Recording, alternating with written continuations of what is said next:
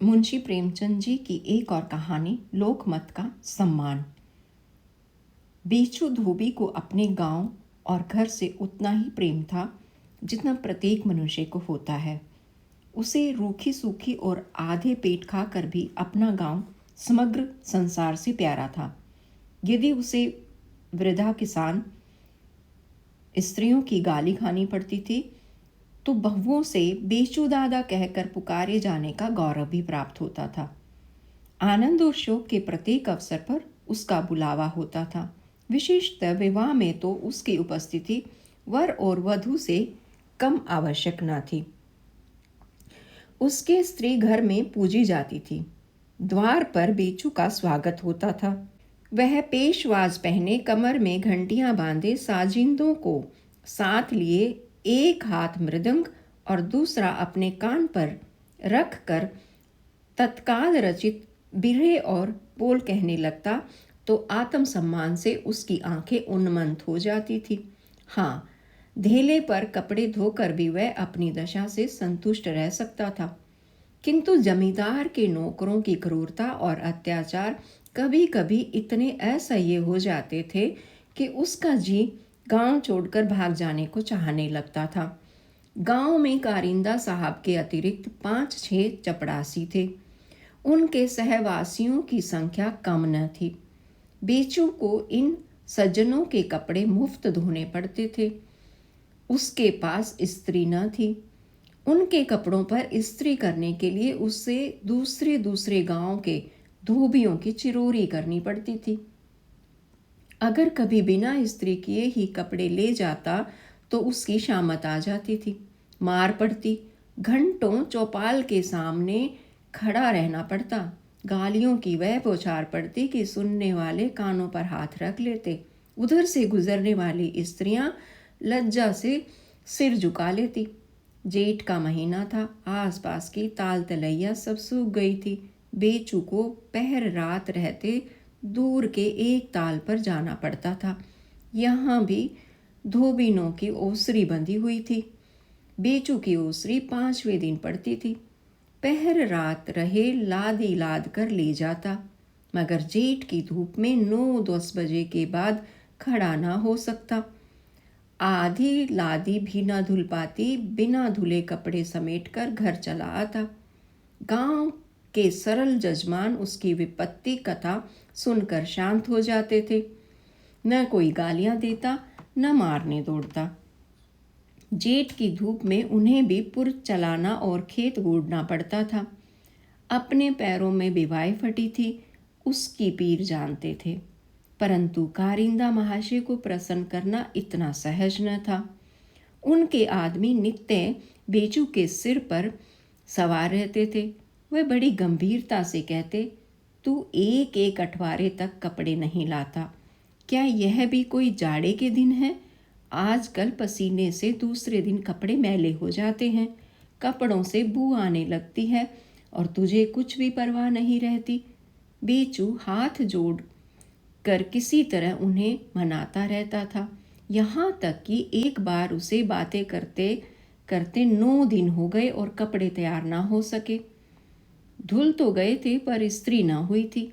अंत में विवश होकर बेचू 10वें दिन कपड़े लेकर चौपाल पहुंचा।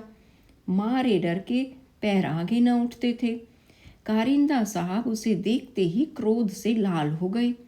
बोले, क्यों बेपाजी, तुझे गांव में रहना है कि नहीं? बेचू ने कपड़ों की गठड़ी तख्त पर रख दी और बोला, क्या करूं सरकार, कहीं भी पानी नहीं है और ना मेरी स्त्री ही है। कारिंदा, पानी तेरे पास नहीं है और सारी दुनिया में है। अब तेरा इलाज इसके सिवा और कुछ नहीं है कि गांव से निकाल दूं। शैतान, दाई से पेट छिपाता है, पानी नहीं, स्त्री नहीं।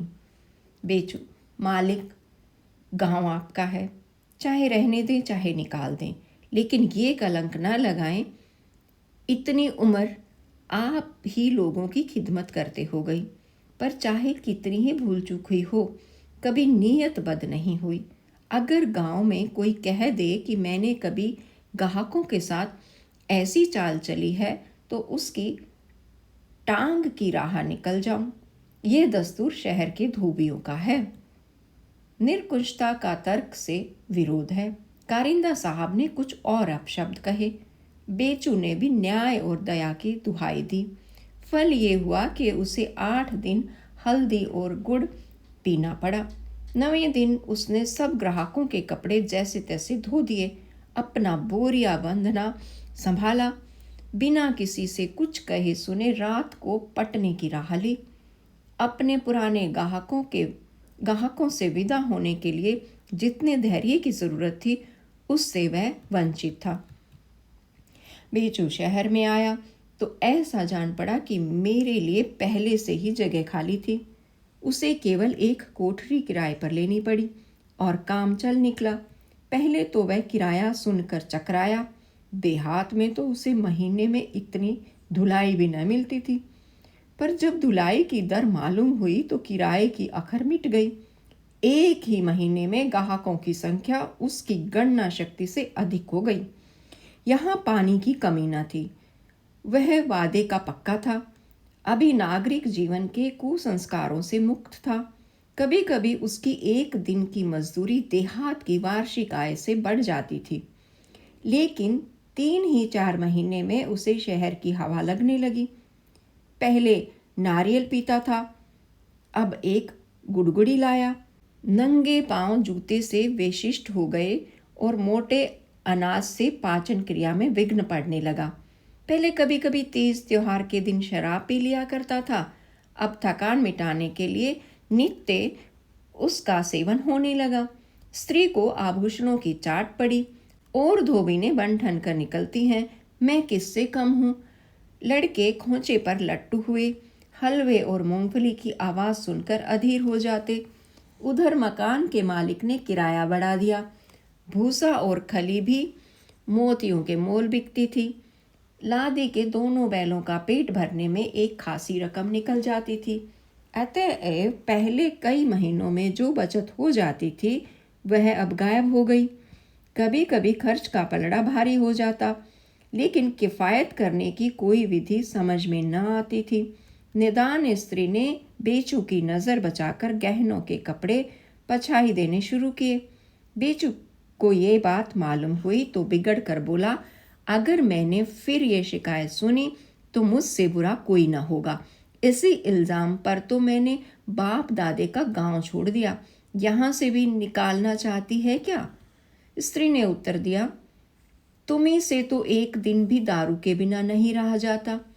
मैं क्या पैसे लाकर लुटाती हूँ? जो खर्च लगे वह देते जाओ। मुझे इससे कुछ मिठाई थोड़े ही मिलती है।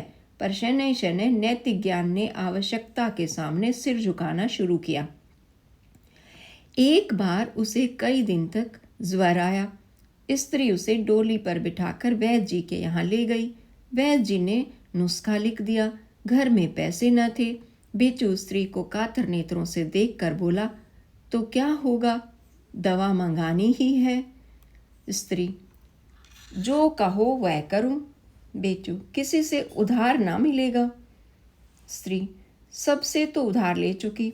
मोहल्ले में राह चलना मुश्किल है, अब किससे लूं? अकेले जितना काम हो सकता है करती हूँ। अब छाती फाड़ के मर थोड़ी ही जाऊंगी। कुछ पैसे ऊपर से मिल जाते थे, लेकिन तुमने उसकी मनाही कर दी है, तो मेरा क्या बस है। 2 दिन से बैल भूखे खड़े हैं। 2 रुपए हों तो इनका पेट भरे। बेचू, अच्छा, जो तेरे जी में आए कर। किसी तरह काम तो चला। मुझे मालूम हो गया कि शहर में अच्छी नीयत वाले आदमी का निर्वाह नहीं हो सकता। उस दिन से यहाँ अन्य धोबिनों की नीति का व्यवहार होने लगा। बेचू के पड़ोस में एक वकील के मुरहिर मुंशी दाताराम रहा करते थे। बेचू कभी कभी अवकाश के समय उनके पास जा बैठता। पड़ोस की बात थी, धुलाई का कोई हिसाब किताब न था। मुंशी जी बेचू की खातिर करते, अपनी चिलम उतारकर उसकी तरफ बढ़ा देते। कभी घर में कोई अच्छी चीज़ पकती तो बेचू के लड़कों के लिए भिजवा देते। हाँ, इसका विचार रखते थे कि इन सत्कारों का मूल्य धुलाई के पैसे से बढ़ने ना पाए। गर्मियों के दिन थे, बारातों की धूम थी। मुंशी जी को एक बारात में शरीक होना था। गुड़गुड़ी के लिए पेचवान बनवाया, रोगनी चिलम लाए, स्लेम शाही जूते खरीदे, अपने वकील साहब के घर से एक कालीन मंगनी लाए, अपने मित्र से सोने की अंगूठी और बटन लिए। इन सामग्रियों के एकत्रित करने में ज़्यादा कठिनाई ना पड़ी, किंतु कपड़े मंगनी लेते हुए शर्म आती थी। बारात के योग्य कपड़े बनवाने की गुंजाइश न थी। तंजेब के कुर्ते, रेशमी अचकन, नैन सुख का चुन्नटदार पजामा, बनारसी साफा बनवाना आसान न था, खासी रकम लगती थी। रेशमी किनारे की धोतियाँ और काशी सिल्क की चादर खरीदनी भी कठिन समस्या थी। कई दिनों तक बेचारे इसी चिंता में पड़े रहे। अंत में बेचू के सिवा और कोई इस चिंता का निवारण करने वाला ना दिखाई दिया। संध्या समय जब बेचू उनके पास आकर बैठा तो बड़ी नम्रता से बोले, बेचू, एक बारात में जाना था और सब सामान तो मैंने जमा कर लिए हैं, मगर कपड़े बनवाने में झंझट है। रुपयों की तो कोई चिंता नहीं, तुम्हारी दया से हाथ कभी खाली नहीं रहता। पेशा भी ऐसा है कि जो कुछ मिल जाए वह थोड़ा है। एक न एक आंख का अंधा, गांठ का पूरा नित्य फंसा ही रहता है। पर जानते हो, आजकल लग्न की तेजी है, दर्जियों को सिर उठाने की फुर्सत नहीं। दूनी सिलाई लेते हैं, तिस पर भी महीनों दौड़ाते हैं। अगर तुम्हारे यहाँ मेरे लायक कपड़े हों तो 2-3 दिन के लिए दे दो, किसी तरह सिर से ये बला टले। न्योता दे देने में किसी का क्या खर्च होता है, बहुत किया तो पत्र छपवा लिए। लेकिन लोग ये नहीं सोचते कि बारातियों को कितनी तैयारी करनी पड़ती है, क्या क्या कठिनाइयाँ पड़ती हैं। अगर बिरादरी में ये रिवाज हो जाता कि जो महाशय निमंत्रण भेजे वही उनके लिए सब सामान भी जुटाए, तो लोग इतनी बेपरवाही से न्योते ना दिया करें। तो बोलो, इतनी मदद करोगे ना? बेचू ने मुरौवत में पढ़कर कहा, मुंशी जी, आपके लिए किसी बात से इनकार थोड़े ही है, लेकिन बात यह है कि आजकल लग्न की तेजी से सभी ग्राहक अपने अपने कपड़ों की जल्दी मचा रहे हैं। दिन में 2-3 बेर आदमी भेजते हैं। ऐसा ना हो इधर आपको कपड़े दे दूं, उधर कोई जल्दी मचाने लगे। मुंशी जी, आजी, 2-3 दिन के लिए टालना कौन बड़ा काम है? तुम चाहो तो हफ्तों टाल सकते हो। अभी भट्टी नहीं थी, अभी इस्त्री नहीं हुई, घाट बंद हैं। तुम्हारे पास बहानों की क्या कमी है? पड़ोस में रहकर मेरी खातिर से इतना भी ना करोगे? बेचू, नहीं मुंशी जी, आपके लिए जान हाजिर है। चलिए, कपड़े पसंद कर लीजिए तो मैं उन पर एक और बैर इस्त्री करके ठीक कर दूं। यही ना होगा, ग्राहकों की घुड़कियां खानी पड़ेंगी। 2-4 ग्राहक टूट ही जाएंगे तो कौन गम है। मुंशी दाताराम ठाठ से बारात में पहुंचे। यहाँ उनके बनारसी साफे, रेशमी अचकन और रेशमी चादर ने ऐसा रंग जमाया कि लोग समझने लगे ये कोई बड़े रईस हैं। बेचू भी उनके साथ हो लिया था। मुंशी जी उसकी बड़ी खातिर कर रहे थे। उसे एक बोतल शराब दिला दी। भोजन करने गए तो एक पत्तल उसके वास्ते भी लेते आए। बेचू के बदले उसे चौधरी कहकर पुकारते थे। ये सारा ठाट बाट उसी की बदौलत तो था। आधी रात गुजर चुकी थी, महफिल उठ गई थी, लोग सोने की तैयारी कर रहे थे। बेचू मुंशी जी की चारपाई के पास एक चदरा ओढ़े पड़ा था। मुंशी जी ने कपड़े उतारे और बड़ी सावधानी से अलगनी भर लटका दिए। हुक्का तैयार था। लेट कर पीने लगे कि अकस्मात साजिंदों में से एक अताई आकर सामने खड़ा हो गया और बोला, कहिए हजरत, ये अचकन और साफा आपने कहाँ पाया? मुंशी जी ने उसकी ओर सशंक नेत्रों से देखकर कहा, इसका क्या मतलब? अताई, इसका मतलब यह है, ये दोनों चीजें मेरी हैं। मुंशी जी ने दुस्साहसपूर्ण भाव से कहा, क्या तुम्हारे ख्याल में रेशमी अचकन और साफा तुम्हारे सिवा और किसी के पास नहीं हो सकता? अताई, हो क्यों नहीं सकता? अल्लाह ने जिसे दिया है वह पहनता है। एक से एक पड़े हुए हैं, मैं किस गिनती में हूँ, लेकिन ये दोनों चीज़ मेरी हैं। अगर ऐसी अचकन शहर में किसी के पास निकल आए तो जो जरीबाना कहिए दूँ। मैंने इसकी सिलाई 10 रुपए दिए हैं। ऐसा कोई कारीगर ही शहर में नहीं। ऐसी तराश करता है कि हाथ चूम ले। साफे पर भी मेरा निशान बना हुआ है। लाइए दिखा दूं।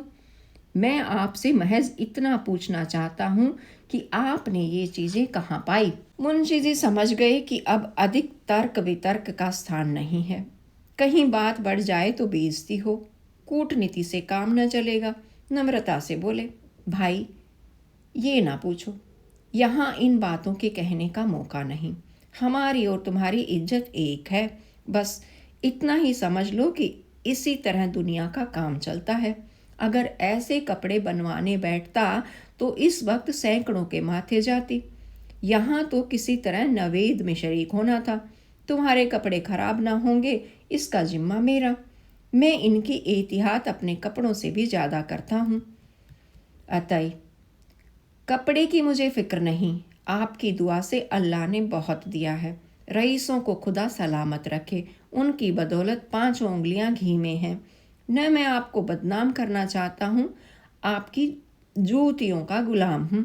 मैं सिर्फ इतना जानना चाहता था कि कपड़े ये आपने किस से पाए। मैंने बेचू धोबी को धोने के लिए दिए थे।